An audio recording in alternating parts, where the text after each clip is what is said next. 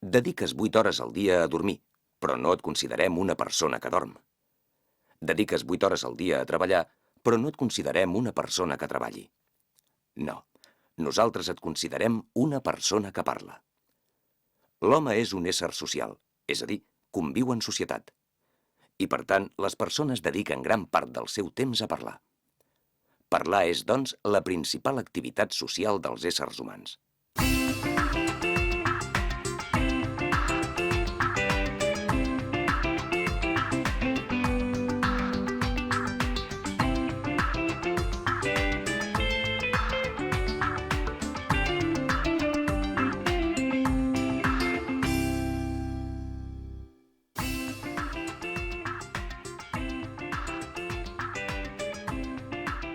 Benvinguts al capítol d'avui.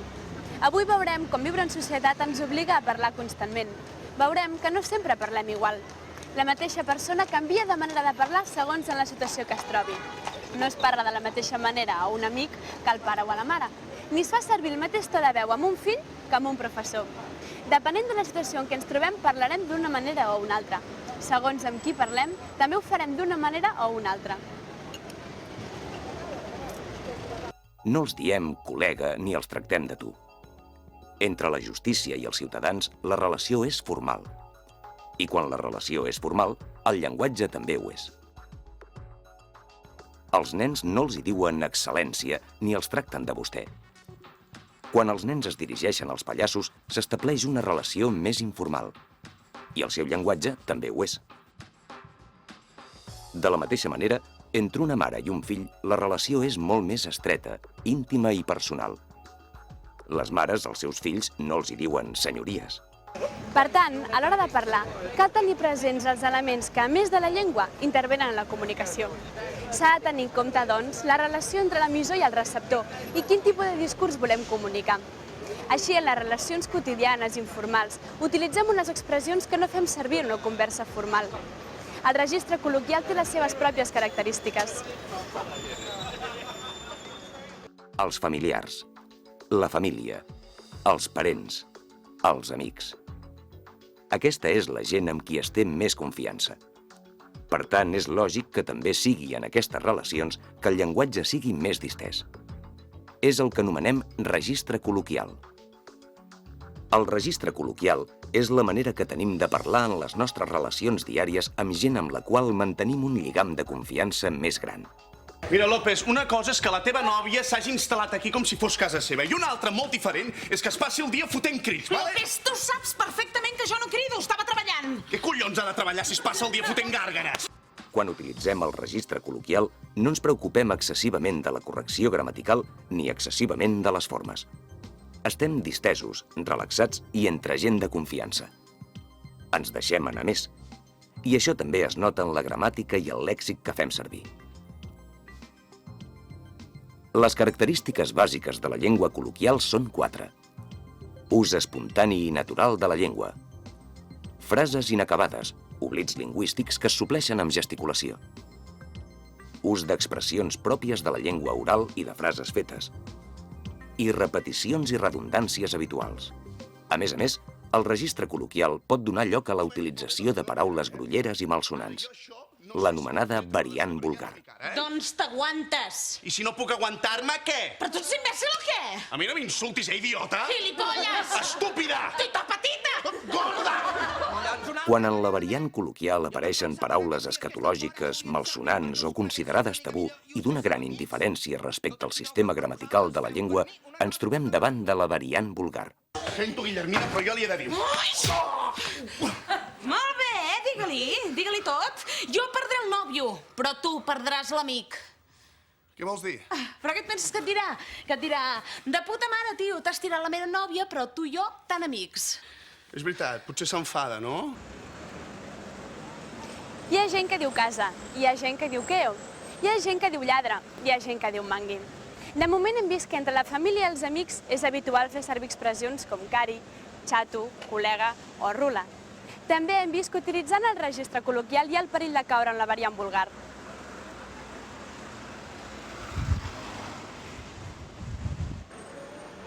Però no sempre parlem amb els amics o els familiars. Quan parlem amb el cap de l'oficina, amb l'administració o amb un desconegut, utilitzem una variant molt més formal de la llengua. Parlem millor gramaticalment i no utilitzem paraules malsonants. Avui parlarem d'una variant d'aquesta manera formal de parlar. Avui ens centrarem en el registre estàndard de la llengua.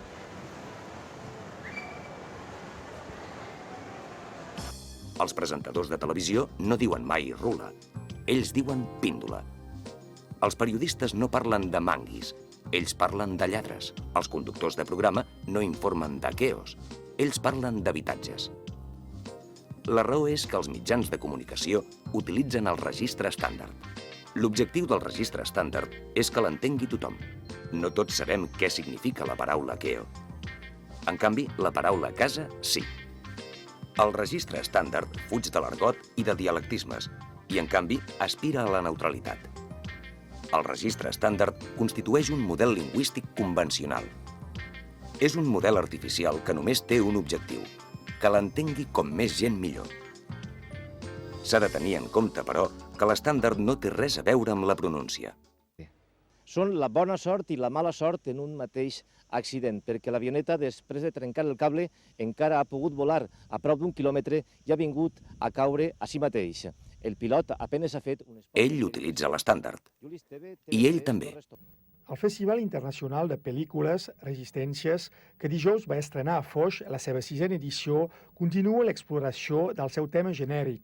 El desenvolupament sostenible als Pirineus, el nomadisme i la immigració o l'Algèria. Alguns turoperadors han arribat a oferir una setmana de vacances per 100 euros. La situació es pot agreujar si d'aquí a final de mes... Tots parlen amb la seva pronúncia característica. Al mateix temps, tots parlen amb registre estàndard. El registre estàndard no és qüestió de pronúncia, és qüestió de lèxic i gramàtica. Els mitjans de comunicació i l'administració no són els únics que fan servir l'estàndard. En l'àmbit de l'ensenyament també s'utilitza aquest registre. Els professors el fan servir per dirigir-se als seus alumnes. Ha de quedar clar que el registre estàndard no és exclusiu d'un grup social o d'un territori. Tothom, en menor o major mesura, en fa ús. L'avantatge del registre estàndard és que arriba a tothom. El perill és que si tothom fes servir exclusivament aquest registre, la llengua seria pobra i avorrida. Als llibres no hi trobaríem la riquesa de vocabulari que hi podrem trobar ara. Si els escriptors només utilitzessin el registre estàndard, no podrien escriure coses com aquesta. Pilans i mestres van esberlar-se bruscament. Una fregor eixuradora en la qual es barrejaven el crucí de jàsseres i bigues. L'ensolciada d'escales, trèspols, envans i revoltons, l'esmicolament de vidres i la trencadissa de maons, teules i rajoles, va retrunyir per la baixada de la ferradura, mentre la casa s'esfondrava sense remei. A diferència dels llibres, els grans mitjans de comunicació sí que utilitzen el registre estàndard en la majoria de casos. Veiem uns quants exemples. Els col·loquis televisius són un bon exemple d'ús de registre estàndard. Un col·loqui és una discussió oral entre dos o més oponents. Tots els participants haurien d'utilitzar el registre estàndard per ser entesos per la màxima quantitat de gent possible. El moderador, per la seva banda, ha de procurar fer participar a tothom, ser objectiu i reconduir la situació quan calgui. En un col·loqui, el moderador ha d'evitar escenes com aquestes. Però quin? Perdona, jo no tinc cap xiringuito. Digue'l. Bueno, el teu negoci, la teva feina... Però quin? Que es venen jugadors aquí. Promocionant els teus jugadors... Però jo no parlo mai de jugadors aquí. Perdona, però què dius? Que ha arribat aquest extrem amb una corbata com la del senyor Ferran Martorell. Aquest senyor no em pot parlar a mi d'ètica professional, vale? Això és mentira. Depèn de què hem arribat a l'extrem màxim d'ètica de les professional. coses que es poden dir. No tenim un nom. Jo perquè tinc Jo li feia els llibres... Un altre exemple d'ús de registre estàndard són les entrevistes. L'entrevista és una conversa directa entre dues persones, l'entrevistat i l'entrevistador. L'objectiu és conèixer el personatge entrevistat i les seves opinions. Per aconseguir una bona entrevista, el periodista haurà d'utilitzar el registre adequat segons el protagonista. S'haurà de documentar bé i ser prou àgil per conduir l'entrevista als temes més interessants. Les preguntes han de ser clares, directes i basades en un treball de documentació. El col·loqui televisat o l'entrevista només són dues de les situacions on la llengua oral té una gran preponderància. N'hi ha d'altres, com per exemple en l'entrevista de feina també és molt important la manera com parlem. S'ha de parlar correctament, respectar l'interlocutor i tenir en compte el to i la velocitat, per tal de demostrar confiança a la persona que ens ha de donar la feina. Tots hem d'anar amb cura a l'hora de parlar. Si volem tenir un bon èxit en la comunicació oral, hem de seguir 4 consells bàsics. Així aconseguirem fer-nos entendre millor i no cometre errors. Quan havia de ser intervingut de la basílica, avui plenament... Pronunciar de manera clara i sense menjar-se les paraules és el primer consell. Per això, que és un gest quotidià, té quelcom... El volum de la veu ha de ser l'adequat. Ni parlar a crits, ni parlar tan baix que no ens puguin sentir. Comenci la segona meitat, el marcador és de 41 a 23, una diferència molt clara, ja ho hem comentat. Parlar amb la velocitat justa. Les pauses donen ritme al missatge i serveixen per canviar de tema. L'últim consell és adequar l'entonació de veu a cada situació. No és el mateix dir «fora» que dir «fora». Si seguim aquests 4 consells bàsics, aconseguirem un bon nivell de comunicació? Sí, però no del tot. I és que un missatge està constituït per mots, entonació i llenguatge gestual. És a dir, les mans, els ulls, l'expressió de la cara i els vestits també s'han de tenir en compte a l'hora de comunicar-nos els uns amb els altres. Aniries a una boda vestit així? Demanaries un préstec al banc d'aquesta manera? És evident que no. Hi ha moltes situacions on la comunicació no verbal és tant o més important que la verbal. Però hi ha una situació que no importa gens com anem vestits o pentinats. Hi ha una situació on la preponderància del llenguatge oral és total, aquesta.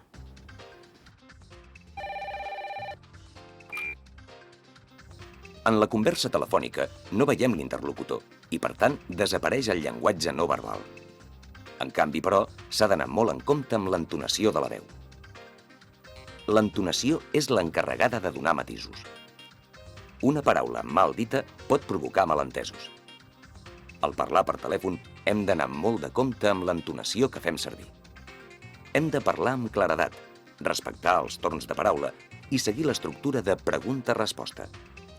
Ho basem tot en la paraula i, per tant, l'hem de cuidar bé. Deixa el teu nom i missatge i et trucarem tan aviat com sigui possible. Si us plau, parla clar, espera que soni el pip i sigues breu. Merci. Només volia afegir que al deixar missatges al contestador és molt important identificar-se, dir amb quina persona es vol parlar i explicar breument el missatge. Per telèfon, o parlem bé o no ens entenem. Crec que ara ja podem veure i definir quines són les característiques de la comunicació oral. Hem vist en molts exemples que aquesta comunicació és bàsica. Ara veurem quines són les característiques de la comunicació oral, que són 6. Primer, la comunicació oral es percep de forma auditiva. Segon, la comunicació oral és més espontània que la comunicació escrita. Tercer, el discurs oral és un discurs lineal. En un quadre podem veure diferents elements a la vegada. En la comunicació oral, no. Un element darrere l'altre. Quart, la comunicació oral és immediata. Cinquè, la comunicació oral és efímera. I sisè, la comunicació oral fa ús d'elements no verbals. Avui hem vist els diferents registres de la llengua, el formal, l'informal i l'estàndard. I també hem vist la gran importància que té la comunicació oral. I ara que arribem a la fi, només vull dir una última cosa. Fa més de 2 milions d'anys que parlem. Dins l'escala evolutiva, l'Homo erectus és l'home que camina dret i l'Homo sapiens és l'home que pensa, però també l'home amb capacitat de parlar. Per això alguns lingüistes van proposar que l'Homo sapiens també s'anomenés l'Homo loquens. En aquell moment vam començar a parlar i des d'aleshores no hem parat. Que tingueu un molt bon dia i fins al proper programa.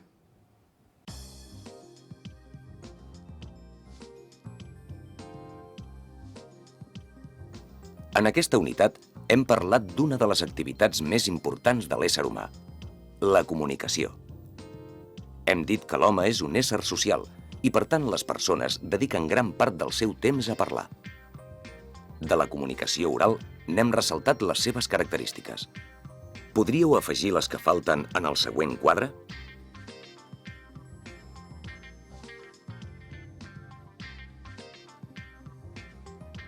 La comunicació oral és immediata, efímera i fa ús d'elements no verbals. Però avui hem vist que no sempre parlem igual. No parlem de la mateixa manera als amics que a la família. No parlem igual davant d'un jutge que el nostre fill. Atenció ara a la pregunta. Com definiríeu el registre col·loquial? La resposta correcta és la U. El registre col·loquial és el que fem servir amb les persones amb qui tenim confiança. En aquesta unitat hem vist les característiques del registre col·loquial. Hem vist que en aquest cas la llengua és més espontània i natural, que moltes de les frases són inacabades i apareixen als oblits lingüístics, que pareixien redundàncies i repeticions, i que pareixien frases fetes. Però, a més, en el registre col·loquial hi ha el perill que apareguin paraules malsonants, escatològiques o considerades tabú. Com s'anomena aquesta variant de la llengua? La resposta correcta és la 2, variant vulgar. Després ens hem adonat que a vegades parlem amb persones amb qui no tenim un grau de confiança. És aleshores que fem servir el registre formal de la llengua. Tots fem servir, en un moment o altre, el registre formal.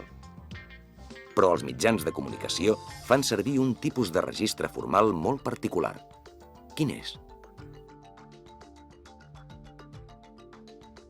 La resposta correcta és la llengua estàndard.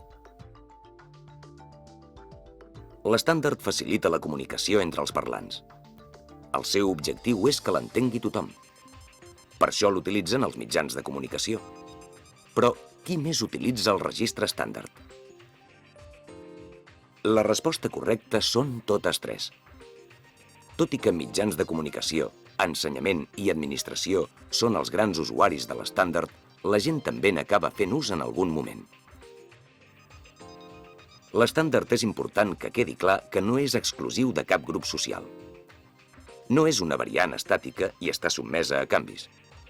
És una variant inventada artificialment pels seus parlants. Tothom el pot fer servir i tothom l'ha d'entendre. Però quin és un dels perills de l'estàndard? La resposta correcta és la U.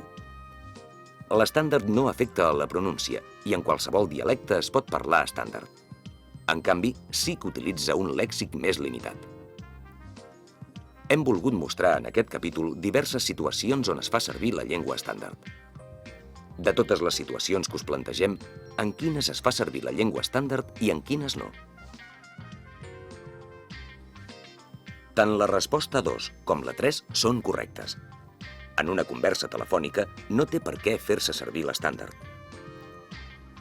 Durant el capítol d'avui hem parlat d'altres coses a banda de l'estàndard.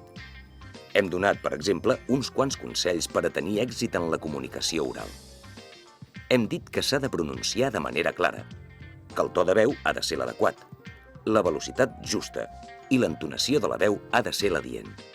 D'aquesta manera podrem comunicar millor. Però avui també hem vist que la comunicació no només és oral. Hem vist que els gestos de la mà, l'expressió dels ulls o els vestits que ens posem també comuniquen coses. Com es diu aquest tipus de comunicació? La resposta correcta és comunicació no verbal. La comunicació no verbal a vegades és tan o més important que la comunicació verbal. En una conversa telefònica és evident que no, però en quina d'aquestes situacions creus que és més important la comunicació no verbal? En totes tres situacions la comunicació no verbal intervé, però en una entrevista de feina la comunicació no verbal agafa un relleu important. La manera de seure o de vestir seran molt importants. Per últim, en aquest capítol, també hem vist que l'ésser humà fa molts anys que es comunica utilitzant les paraules. Nosaltres hem donat una xifra. Podríeu dir quant temps fa que l'home parla?